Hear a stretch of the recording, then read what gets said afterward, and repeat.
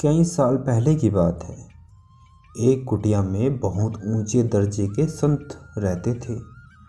वो हमेशा अपने चाहने वालों को बहुत प्रेम और स्नेह करते थे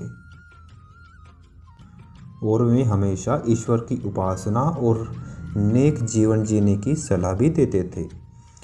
एक दिन शिष्यों में आपस में बहस होने लगी कि उनके गुरु की नज़र में सबसे श्रेष्ठ शिष्य कौन है, और यह बहस गुरु के पास तक पहुंच गई।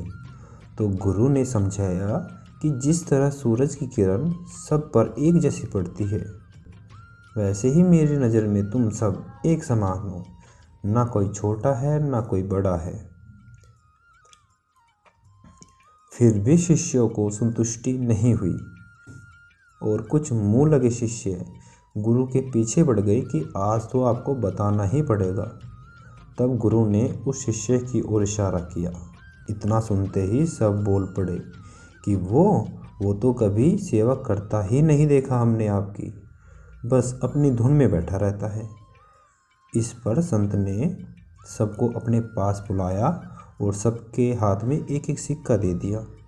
कहा, इस सिक्के को ऐसी जगह छुपाओ कि कोई भी देख नहीं पाए। फिर क्या था, सबने अपने अपने हिसाब से उस सिक्के को छुपा दिया। संत ने एक एक करके सबसे पूछा, तो किसी ने कपास में, तो किसी ने मिट्टी के ढेर में, तो किसी ने गेहूं में। जिसको जैसा जहां उचित लगा वहां उस सिक्के को छुपा दिया। अब संत ने उससे पूछा जिसे वे श्रेष्ठ बता रहे थे। उस शिष्य ने मुट्ठी खोलकर सिक्का दिखाया। तो संत ने उससे पूछा, क्यों, तुमने क्यों नहीं छुपाया ये सिक्का? उस शिष्य ने जवाब दिया कि मुझे ऐसी कोई जगह नहीं मिली जहाँ पर ईश्वर ना देख पाए। तो संत ने सबको कहा, देखा, इसलिए इसे चाहता हूँ क्योंकि यह ईश्वर को देखकर काम करता है।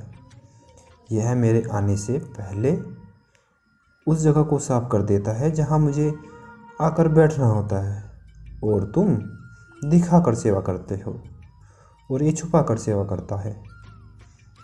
तो हमेशा ईश्वर को देख के काम करो और सेवा ऐसी करो कि सीधे हाथ से काम करो और उल्टे हाथ को मालूम ही ना हो कि सीधा हाथ क्या कर रहा है।